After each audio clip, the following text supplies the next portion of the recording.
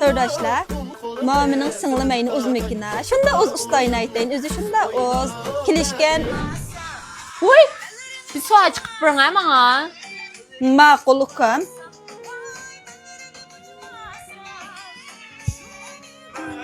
Mena hukam su. Hoca, şundan uzakta çıktınız ya bu su ne? Uy, toxtan ha? Am maşinamni bir sürtüyordun ha, ben bazağa vardım adaşlarım bilen. Maqulukam, hindi işi olsa tayarlığa şturun.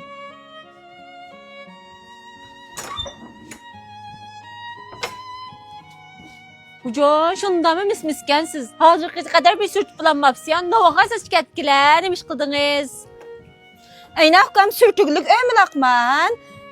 Bir saat oldu siz şikayetkili. Vay anam. Üzünüz minetkan bilmenimi bana sürtkili sasız. Hoş olmaysken teksiz. Şunda uz sürtüp koyğultusam ben. Akamdan saklığını hoşlar baltısınız ötken siz bu mismislikta. Ne gibi ketken to, vay anam. Ey, kınasız. Uy. Ha hukam ini men. Ne gördünüz? John, ma kuskan etip, tügel üçügen taçıp, korundap gitti. Bir bilme çıkıp bana yetkan. Maqulukam, eçkay hazır. Çıkarsız hem de. Aşına çıkmışsınız, demiş kıttınız ha böyle ses. Sattığını.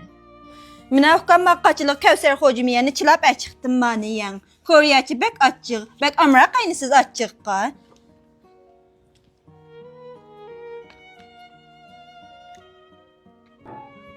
Oy.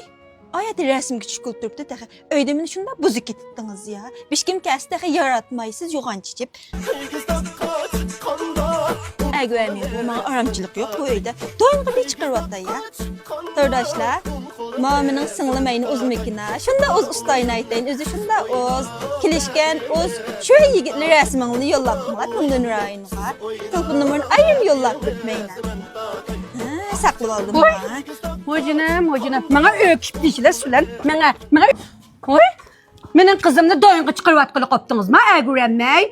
Mən əgürəydi səbədən o kızımni. Mişyarına 500 tızlıb gidiyordu oğal valla. Mene acaba bir kılıqınız o ya sizinki.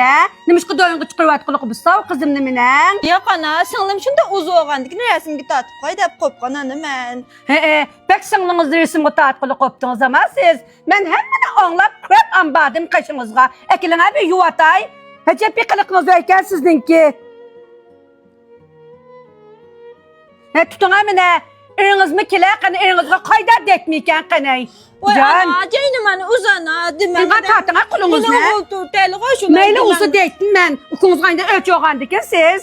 Mən ölçəmə sana dimene, ceynim ana. Oxmana.